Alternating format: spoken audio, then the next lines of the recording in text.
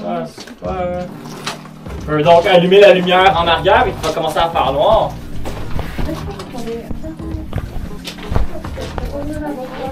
Donc, les derniers qui rentrent dans la caverne, vous avez une responsabilité, c'est de fermer les portes en bois qui sont derrière nous. C'est bon? Super!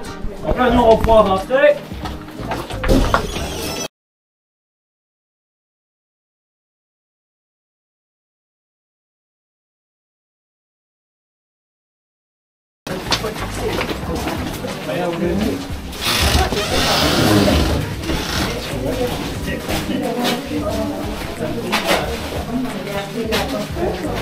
Comment est-ce que je viens allumé?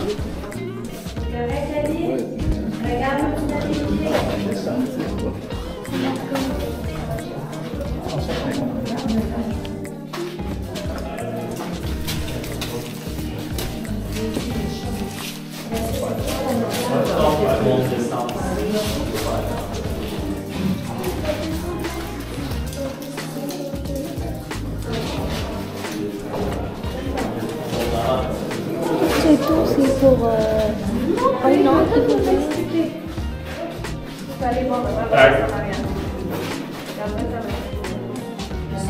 Ce siphon-là, donc, lui, il est connecté au lac à l'extérieur avec des tout petits tunnels. Il y a des plongeurs qui ont essayé de nager dans ce siphon-là, voir où est-ce que ça menait. Mais à cause que le fond du siphon est rempli de sédiments, dès que tu nages dans cette eau-là, les sédiments ils remontent. Puis ils étaient complètement aveuglés. Ils ne pouvaient même pas voir juste devant leur lumière.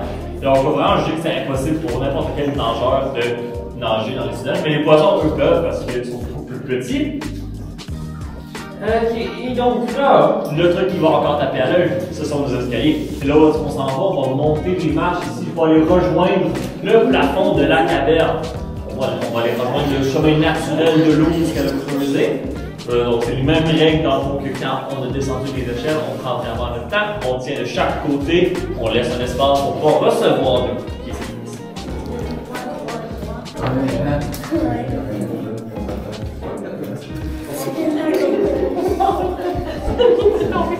Quelle échelle?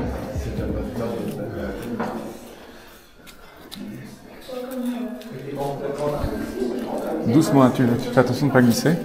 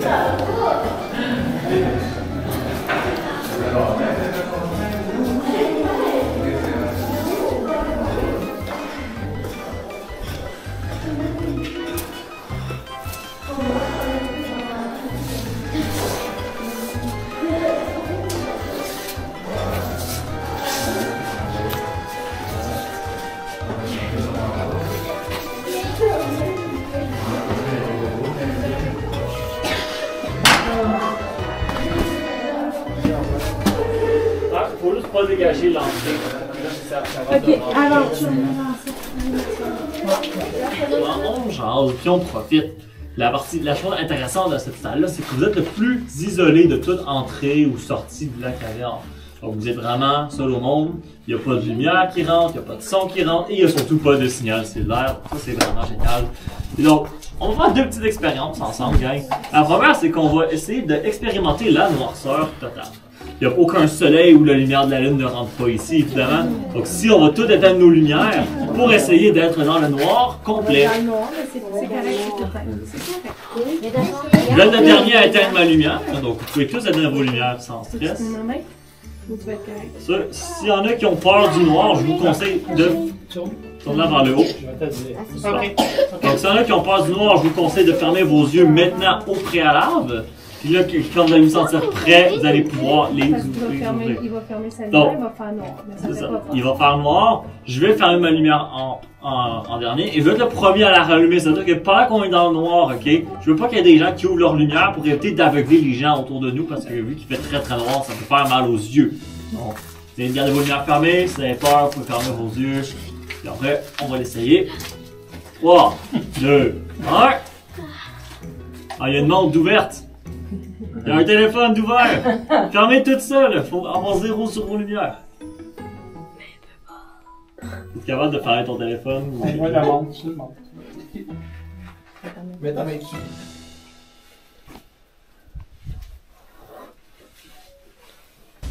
Ok. Là, c'est. Ok.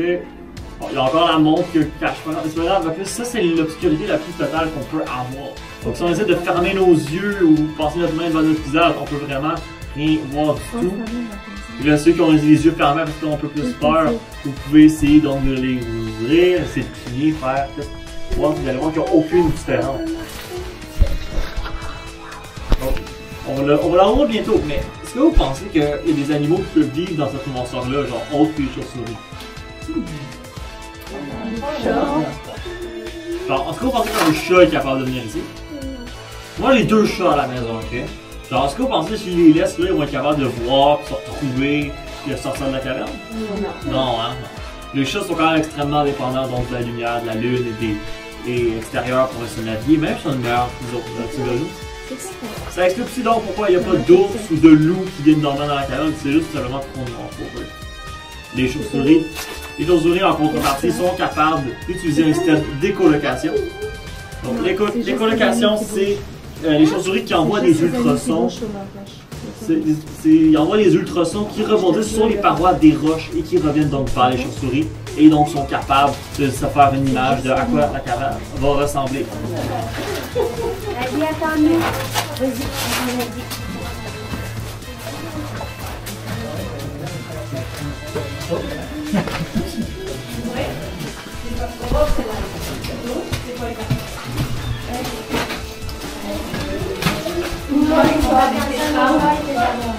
Ouais. Ça va avoir les écrans un petit peu.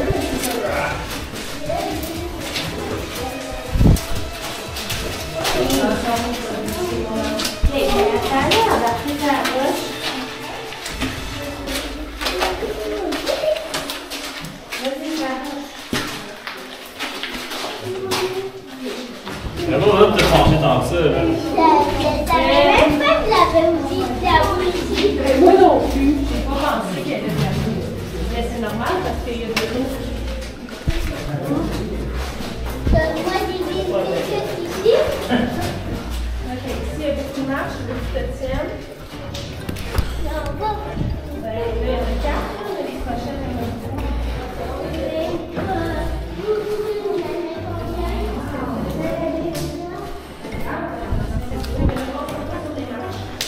Wow. Est-ce que c'est la sortie parce qu'il y a la lumière? Peut-être, ouais. C'est une sortie. Ouais, ça va être la sortie.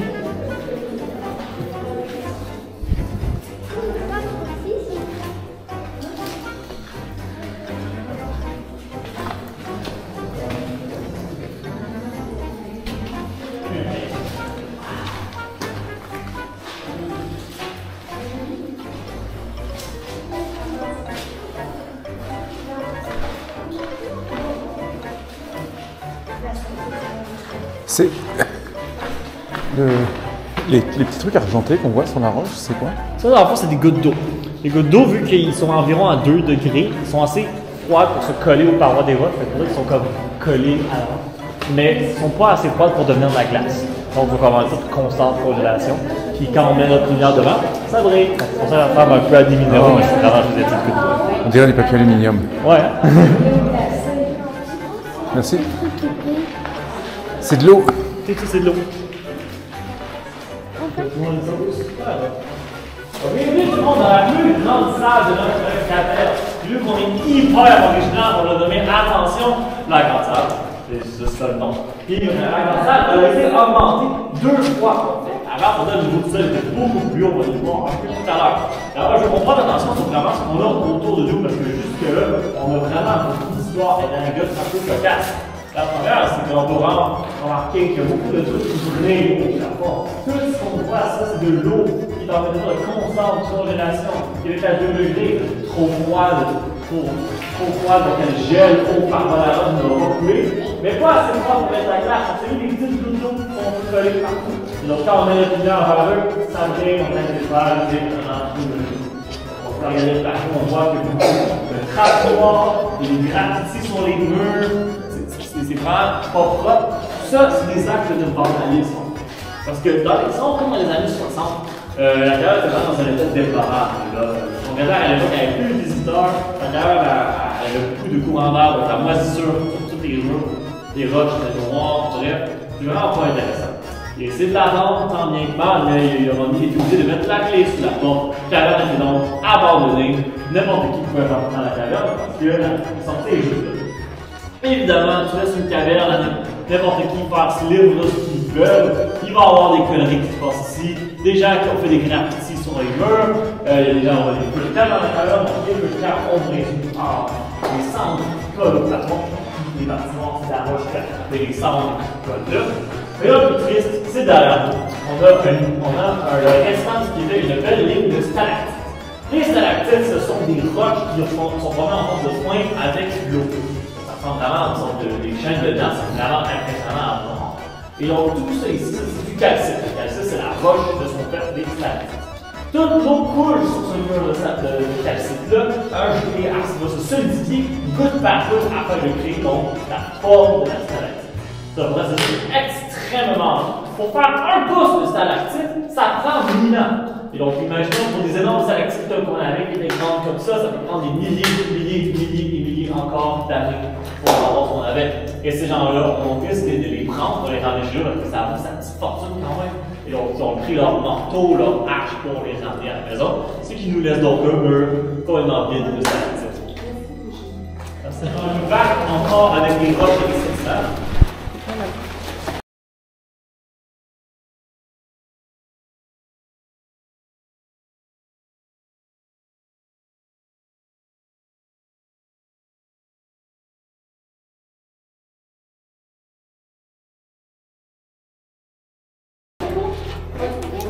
Comme je l'ai expliqué, ce trou-là a été découvert dans la deuxième excavation faite dans les années 90. La première a été faite dans les années 30 en réalité, une fois que les visites officielles ont commencé.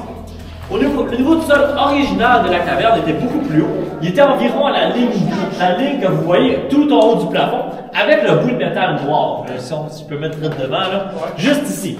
Donc ça, c'était le niveau du sol original. C'est une grande salle, mais pas tant que ça.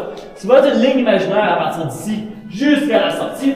C'est peut-être un petit peu pour rentrer. Donc les gens étaient obligés vraiment de ramper dans un tout petit trou pour accéder à la caverne.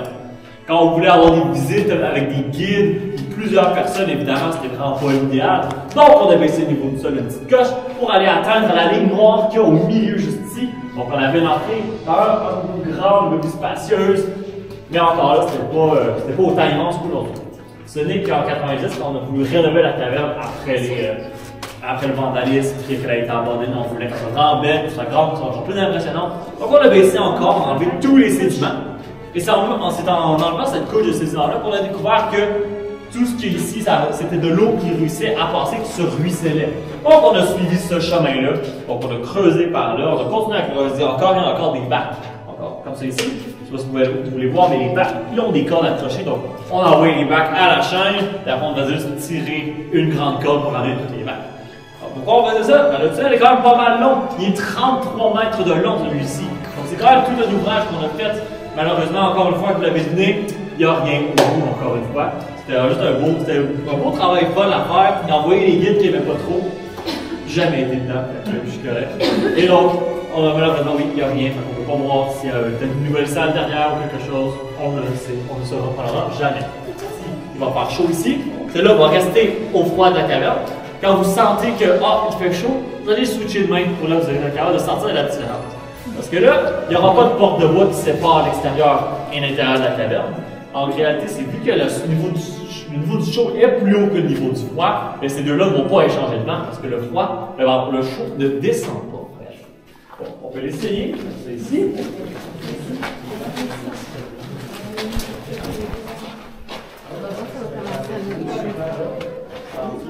Donc, on change de main.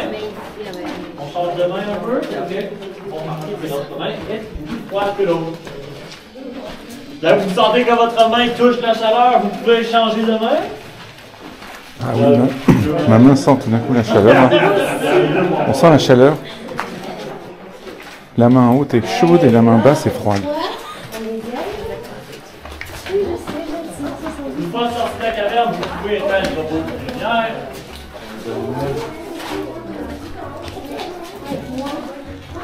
C'est comme ça. On peut faire la même chose avec la cuisine.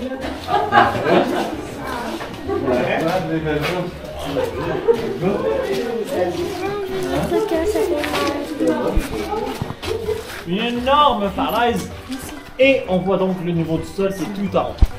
Donc, l'école de la caverne s'est faite juste ici devant vous, devant vos yeux ébahis. C'est un trappeur d'ours au nom de Joseph Charles Dubois qui marchait tout en haut de la falaise en train probablement de mettre des pièges, regarder si ces pièges ont pris, peu importe.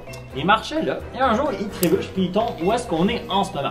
On va avoir une pas pire chute, mais il faut dire que le niveau du sol était plus haut, mais il a quand même survécu. Une chance.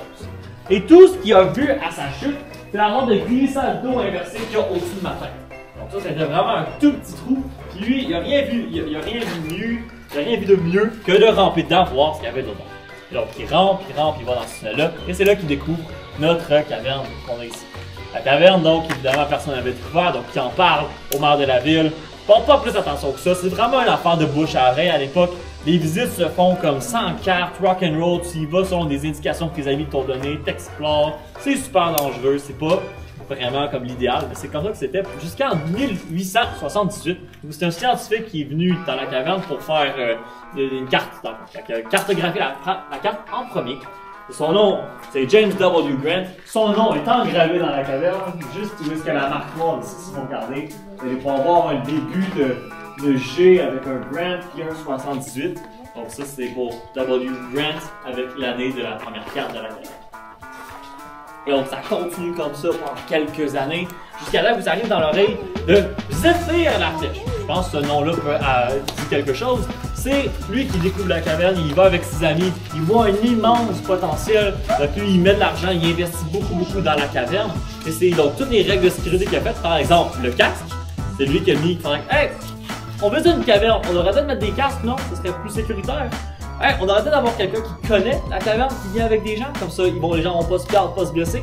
Donc toutes ces innovations qu'il fait là, on les a encore aujourd'hui. Donc 100 ans plus tard, on a encore gardé la caverne à son nom, la caverne. Ça conclut pas mal notre visite. Est-ce qu'on a des questions avant de terminer?